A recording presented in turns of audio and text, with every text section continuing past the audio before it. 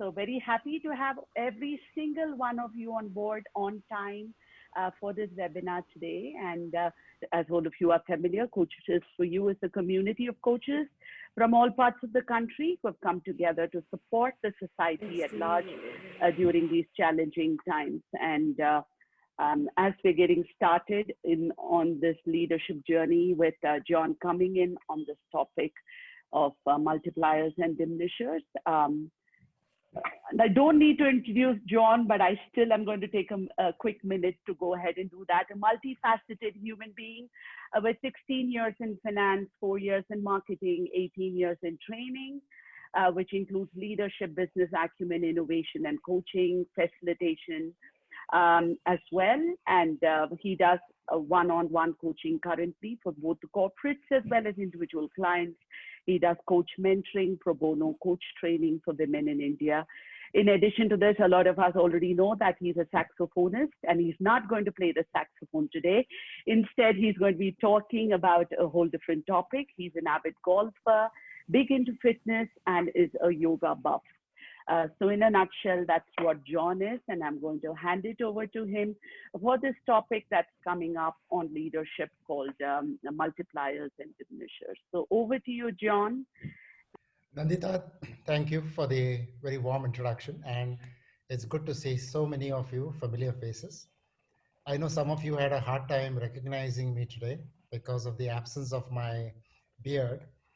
But Vijay said this was the 25th webinar, so I had to do something special. So here I am, minus my beard. But I hope it's plus everything else. As long as just minus my beard, that's a good thing to have. I'm going to share a little presentation. So what I'm going to talk about today is a concept in leadership that was pioneered by Liz Wiseman. Liz Wiseman was a senior executive in Oracle. And the story that goes around was that she would walk into a meeting. She was the head of talent development and OD at Oracle, a $170 billion company.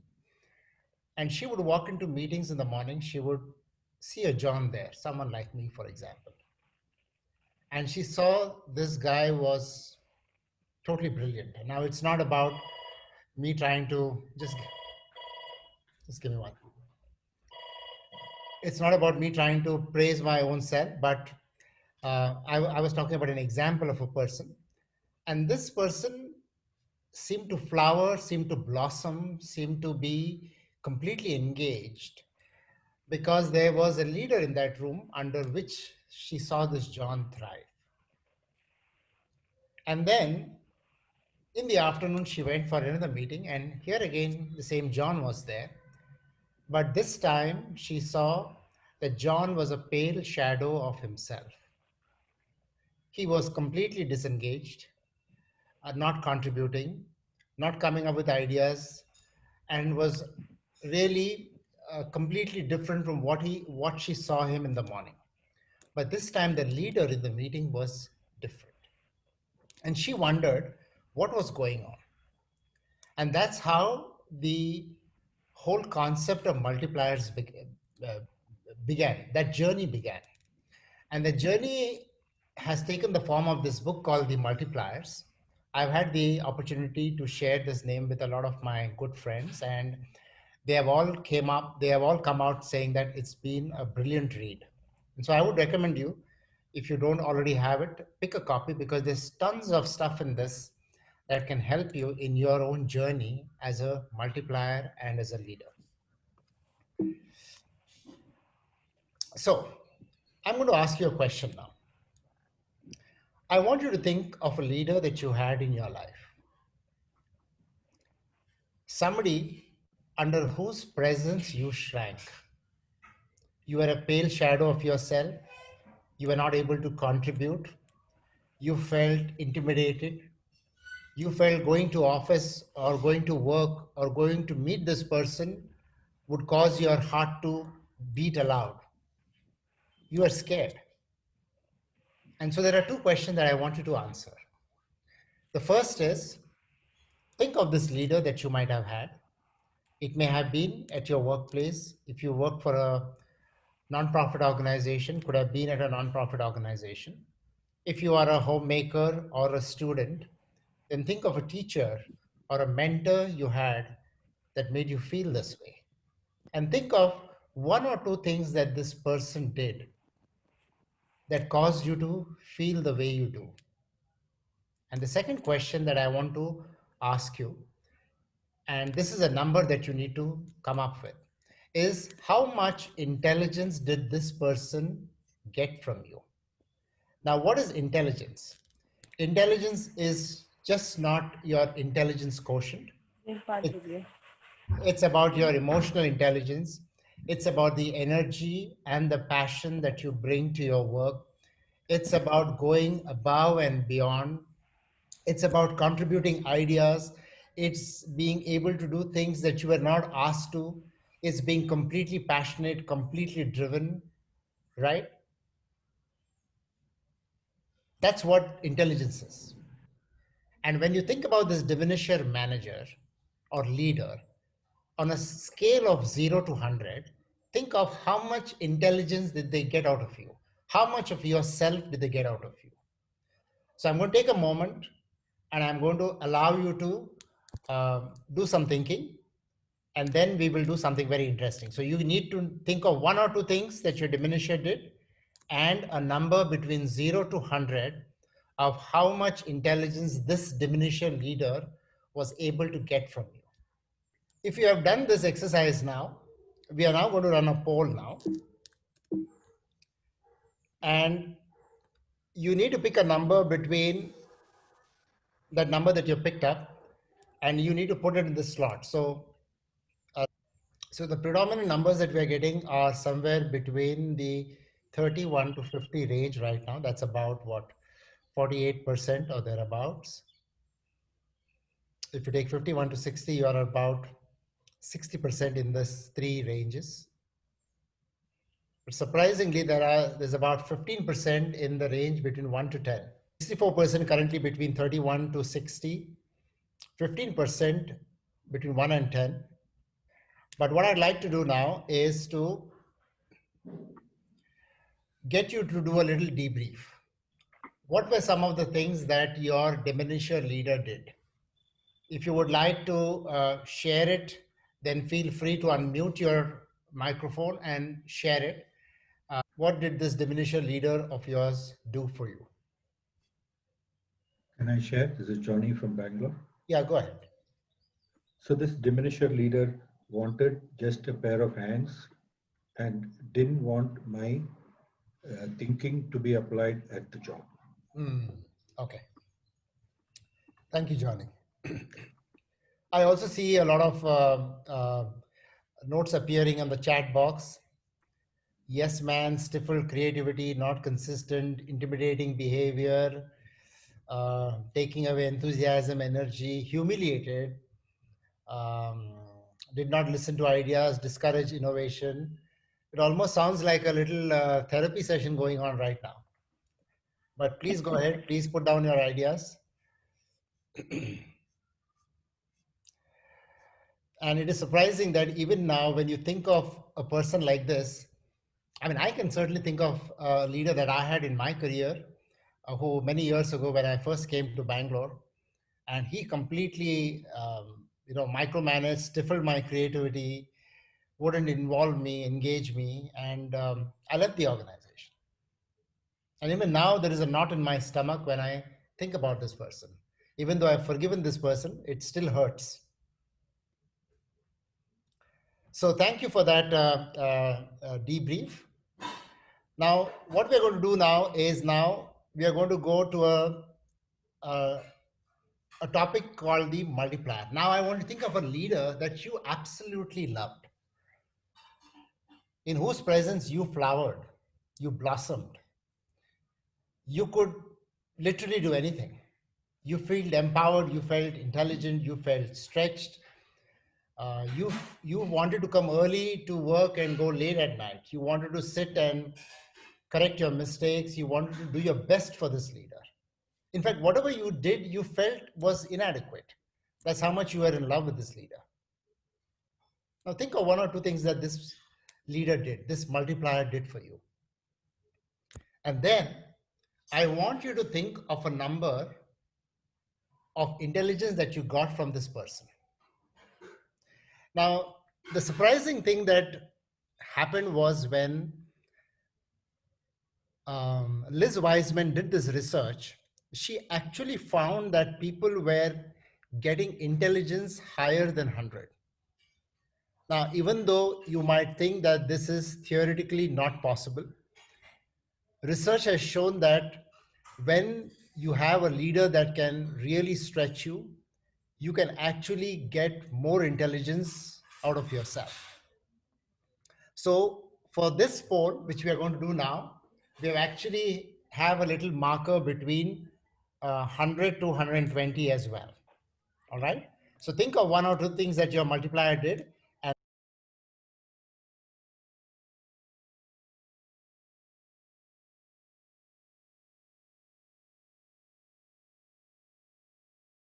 it's like we have a lot of 37% is right now between 100 to 120. Wow. But between 90 to 120 is about 66% right now. Between 80 to 120 is 75%.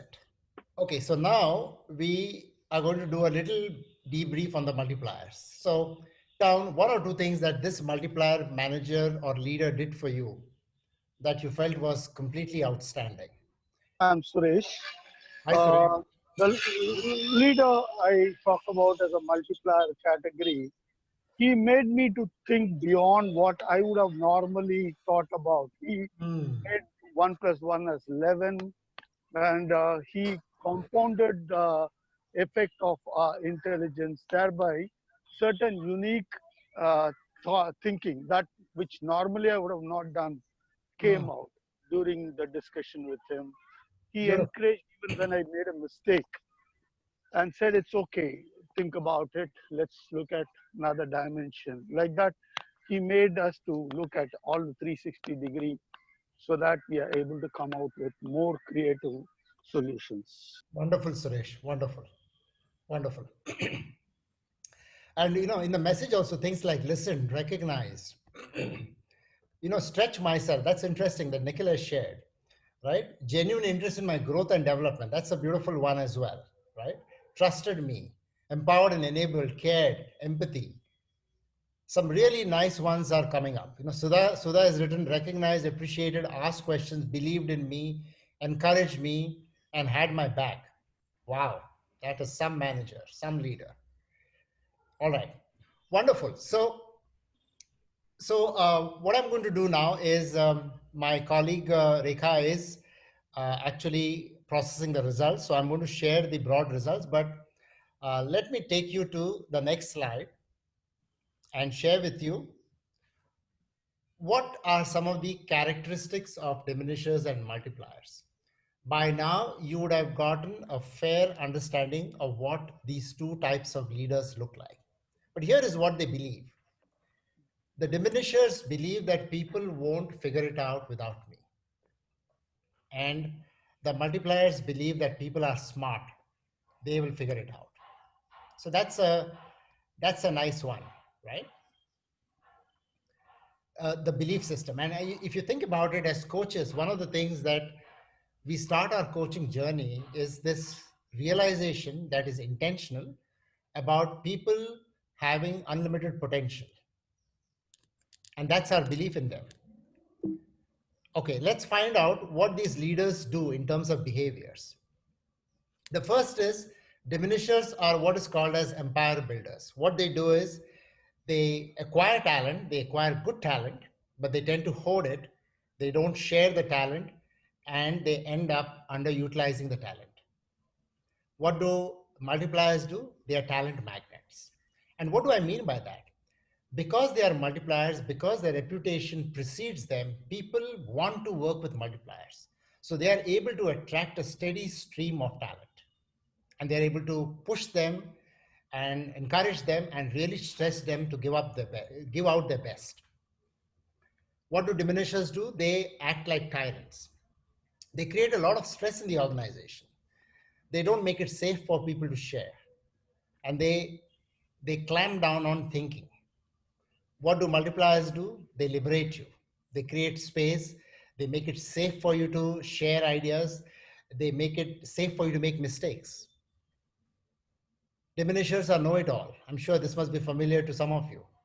They tell people what they should be doing. So they are very, very prescriptive. Multipliers, on the other hand, they give you a challenge.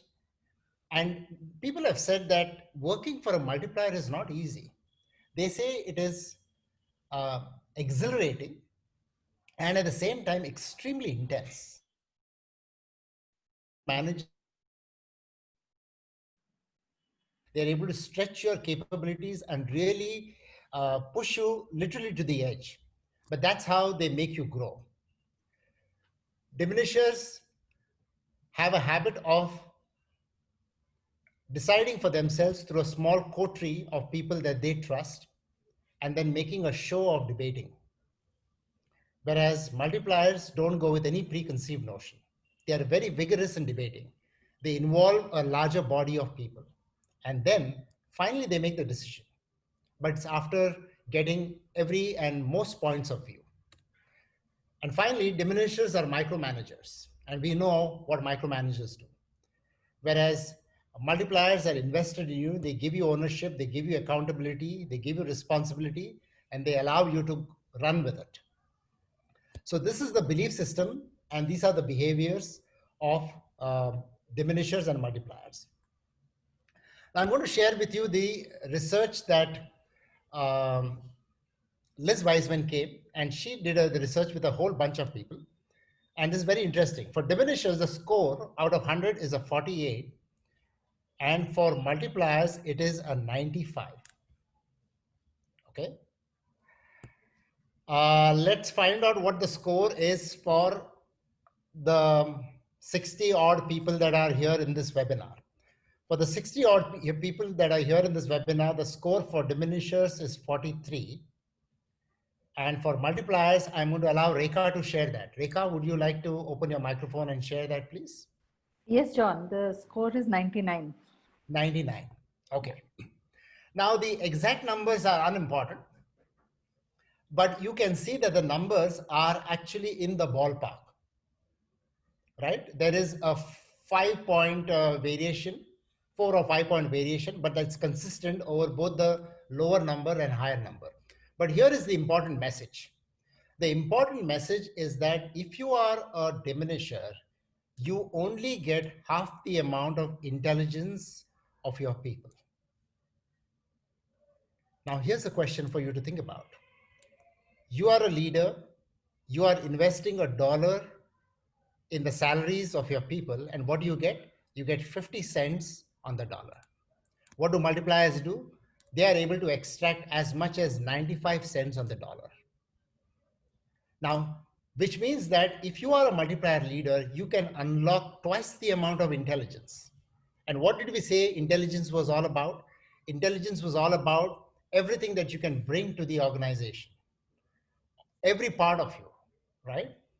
And that's what we can do. And if you think about the crib that most leaders have today, is this, that our people are underworked, our people are overworked, our people are don't have the time, our people don't have the energy or the capability. But just by being a multiplier manager, you are actually able to unlock 2x the amount of intelligence that diminishers can unlock. That's an amazing stat and an amazing insight that I got when I read this book. One of the things that characterizes multipliers, and this is what C.K. Prahlada said, one of the most eminent management gurus, late eminent management gurus, that how smart you are is defined by how clearly you can see the intellect of others. And multiplier leaders are those leaders. They step back and they're able to actually find out what is available in the people, what's the best that our people can offer. Okay, so now what we're going to do is we are going to talk a little bit about the third dimension to this. So we have talked about multipliers, we have talked about diminishers. But the fact remains that there are very, very few, true multipliers and very, very few true diminishers. The vast majority of them happen to be what is called as accidental diminishers. Okay. Now, so what are accidental diminishers? So if you think about a leader, you may have the best of intentions, but you may do something that might accidentally diminish your people. And I'm going to give you an example of that. So let's start with one example, and then I will share 8 other archetypes of what these accidental diminishers look like. You are an individual contributor, you are brimming with ideas, and you are recognized for being a person who is an idea person. And then you become a leader, you become a manager. And what happens? You carry the same trait back into the workplace, right? And as a leader, you come up with ideas, you're brimming with ideas, and you don't allow anybody else to talk. And as a result, when it comes to idea generation time, people just sit quietly and they allow you as a leader to take over. And you might have the best intention for your people. You might be thinking that you're trying to help them to come up with their own ideas, but you end up accidentally diminishing them. So here is what these types are. There are 9 of them. We have always on, we have a rescuer, and I will give the definitions of each of them. You have somebody called a strategist, you have a pace setter, there's a rapid responder, an optimist, a protector, a perfectionist, and an idea guy. And I'm sure you might have heard of them all. And here is what they look like. So let's look at each of them. Always on is a person who doesn't seem to have an off switch. He's got so much energy about himself that he sucks up all the energy in the room and everybody shuts down. So that's always on. Then you have a rescuer. What do rescuers do? The moment you are in trouble, even a little trouble, they are the first to jump in to help you. Their intentions are honorable, but they do not allow you the opportunity to make mistakes for yourself and learn from that experience. Then you have strategists. They are big thinkers, big visions, but then they also get to the point of telling you what to do. They become prescriptive. Then you have the pace setters. The pace setters, they lead a frantic pace. They will go so far in the front, and then they expect you to catch up. I want to share a story with you. When our kids were small, to go to church on a Sunday morning, we would have a little race. And so it was dad and mom with the kids, and we would allow them to win. But from time to time, my middle-aged tendencies would overpower me, and I would race my son, and he would just give up. He would feel frustrated. This is what happens with pace setters. We have seen kids do that. Then you have the rapid responders. These people are quick to respond, very, very, very fast. So for example, if an email comes, even though it is not marked to them, by the time you are the person who it has been marked to, you do your research and are able to type out an answer, your manager has already gone and sent a response to the email. How does that make you feel? Diminishes you. Then we have the optimist. These are people who have boundless optimism. They think that they can do everything, and all it requires is hard work and the right mindset. They have no acknowledgement of the fact that things can actually be hard for our people. Then we have the protectors. These are slightly different from the rescuers. They don't even allow people to face any kind of problem. So for example, if there's a lot of politics in the organization, these people will keep their people shielded from all politics. It's almost like having a cycle with your side wheels, so that you never have a chance to fall, and therefore you never end up learning how to cycle. Then we have the perfectionist. We know what a perfectionist is. They're always dotting the I's and crossing the T's, always pointing your mistakes and how to make it perfect. Sometimes it is better to have 90% perfection and 100% ownership instead of 100% perfection and only 50% engagement. And then finally, we have the idea guys that we spoke about just now, of how they come and share ideas. So now what I want you to do is to think of where you are, but regardless of that, we are going to do an interesting exercise now. Okay. What we're going to do is we are going to put you into meeting rooms.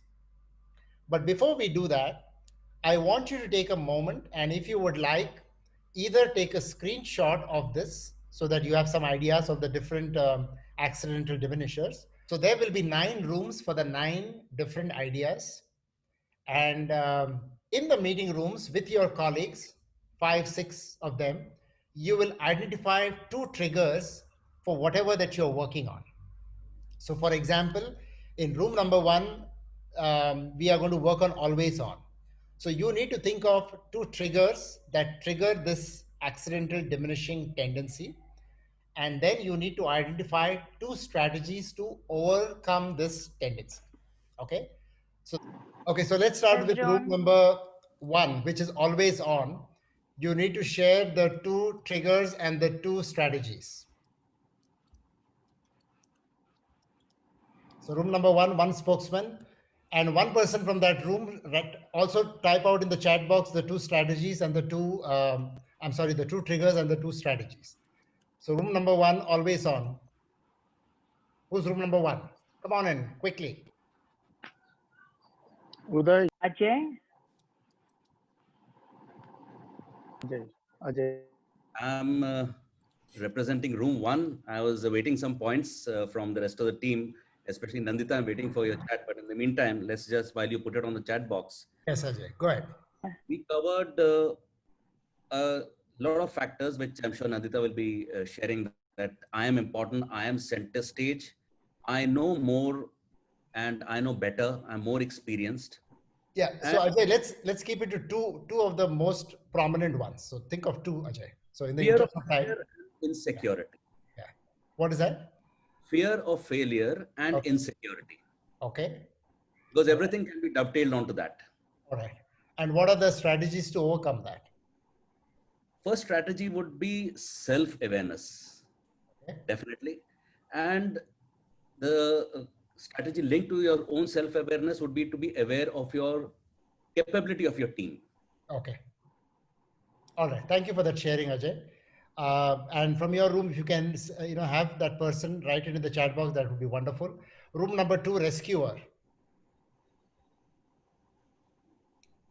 Rescuer. Okay, John, I'll go. I think we didn't have a time to kind of decide who the spokesperson would be. We were so consumed by this.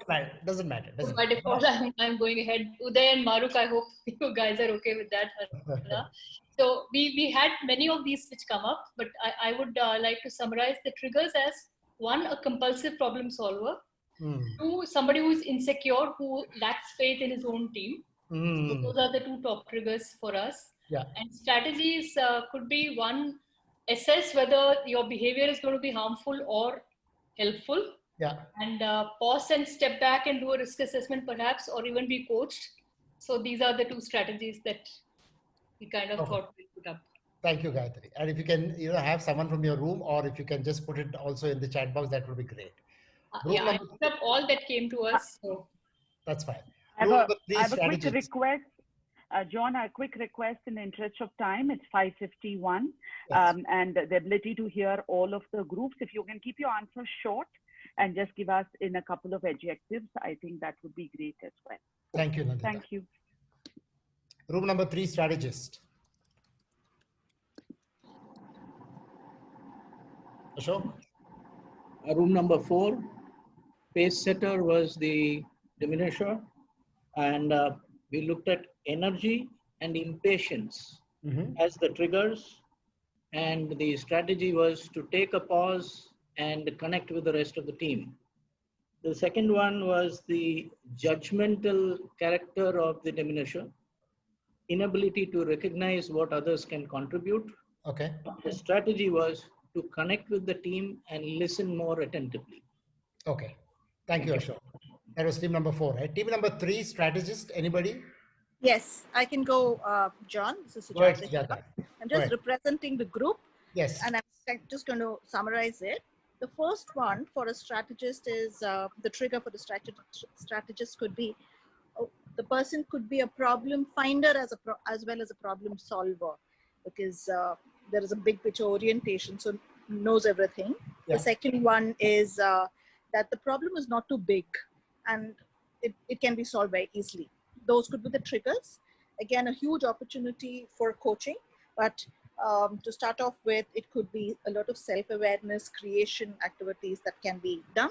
The second one is to personally start looking at creating a level playing field, thereby respecting ideas that get generated within the group. Thank you very much. All right. Thank you, Sujata. Room number 5, rapid responder. So room number 5, rapid responder, very quickly was, so the triggers are being restless or impatient and being result oriented. And the strategy is to have clear demarcation of when that person needs to step in. Yeah. And also delegate more, know more about the strengths of your team so that you can trust them to do the job. Thank you. Thank you, Vivek. Very nice points. Thank you. Room number 6, optimist. So as we discussed, I think that the triggers is presupposition and judgment on the basis of an optimist. An expert who often extrapolates his own thoughts on others. And a strategy to deal with that would be reframing and sharing with the team. Okay. To find out their say in this matter. All right. Thank you, Pradeep. Room number 7, that would be the protector.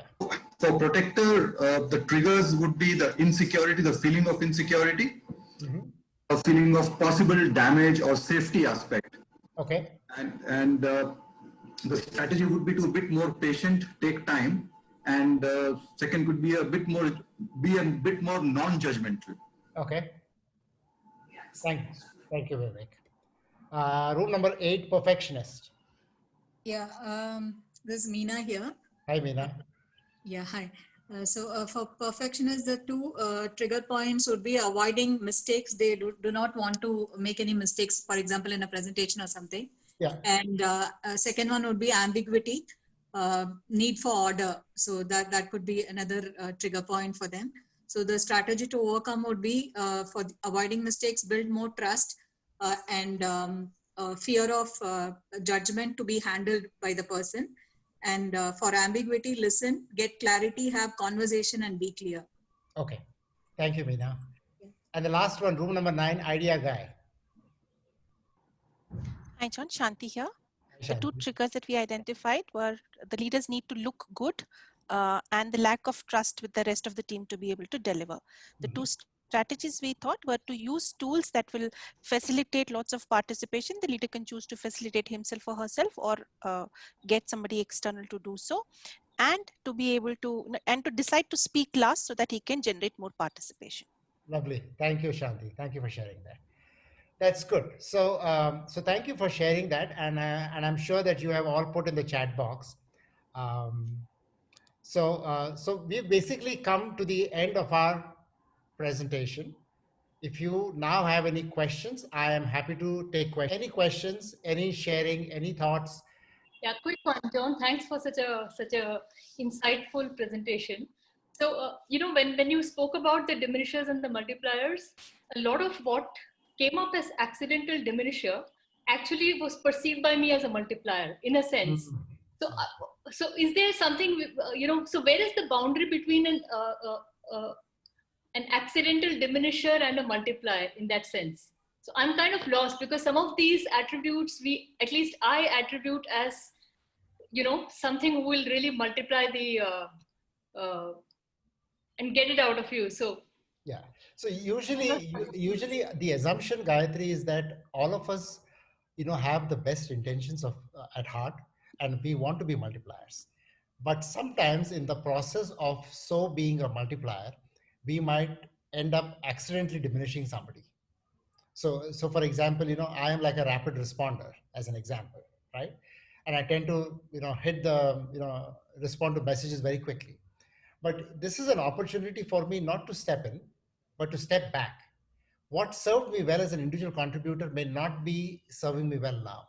And therefore I need to, you know, curb that tendency.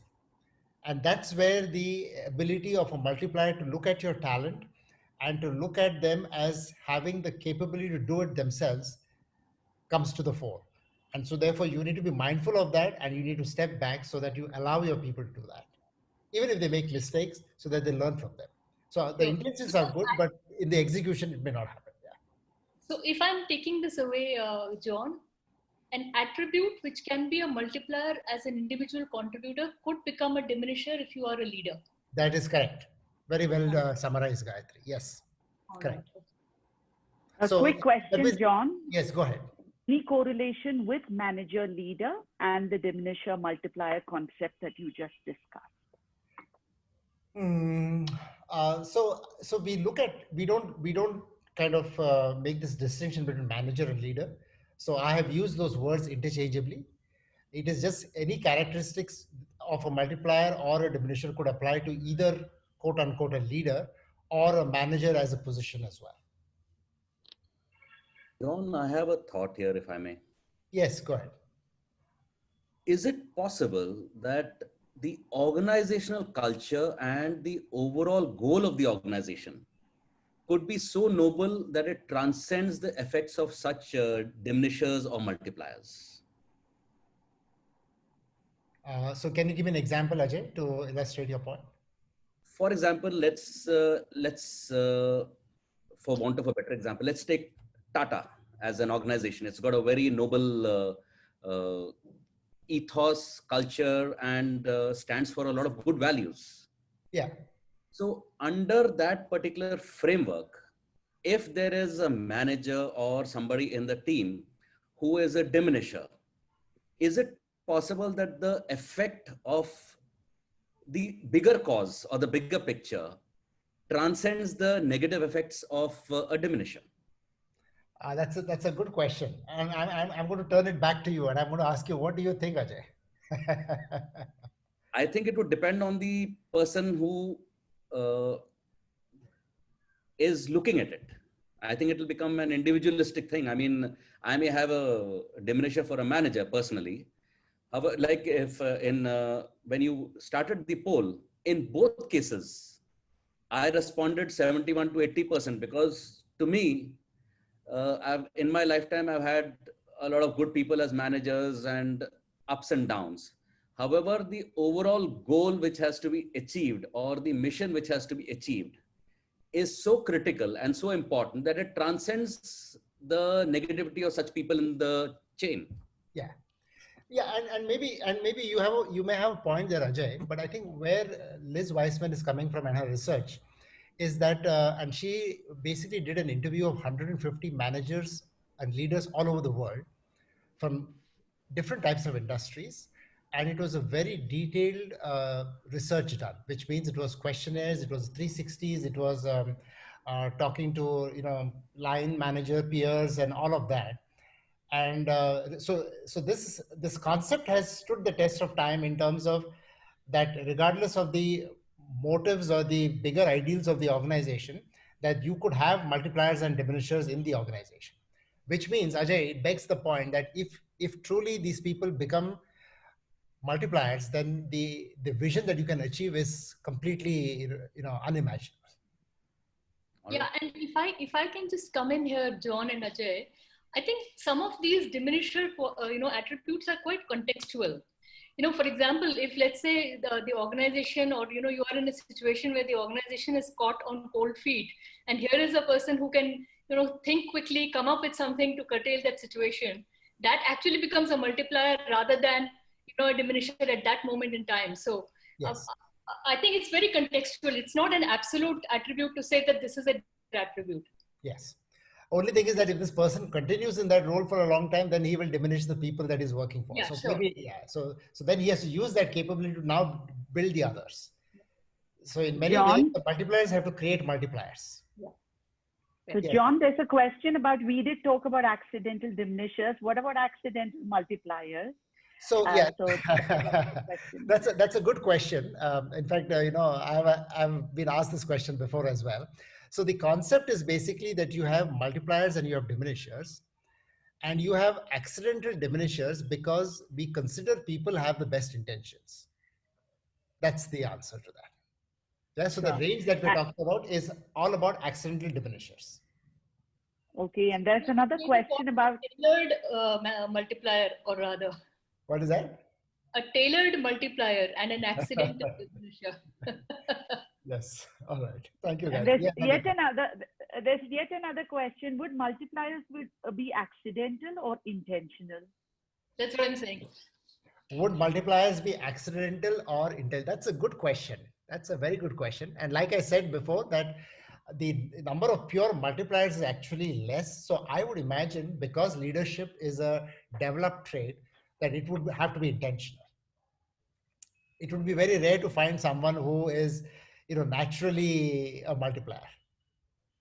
Nandita, Sure. I will again say it is contextual, because you could be an accidental multiplier because you handle the situation well, and that's how you shown it. You shine as a leader. But then the thing is, how are you creating more multipliers? Correct. Sure. That's right. John, I have a question. Yes, Vivek. The protector keeps people safe even before problems arise. Yes. Now, I thought, so it's a new concept now for me. I thought this is one of the leadership qualities, that you anticipate a problem or you foresee a problem and make a security net or those kind of systems. So I was thinking that it's a positive thing, but now you are making me think. So Vivek, in an organization or an industry like yours, which is in the high seas and where safety is paramount, you would have to protect. So it does not apply to those kind of situations. So safety always comes first. But I'm talking about situations at work where you encounter situations where you are rushing to protect instead of allowing them to learn. But does it apply to safety? Yeah, so I'm not talking about that physical security of our industry, but generally, even with kids, for example, or even in a meeting. More so maybe kids, maybe for kids, maybe. So, sorry, Vivek, my take is, if it's a known situation, then you perhaps become a diminisher. Its protection is counterproductive. But if it's an unknown situation, perhaps protector could be a productive attribute. Thank you for all of your energy, your enthusiasm, and for being here on this call today and this webinar. Please continue to support us.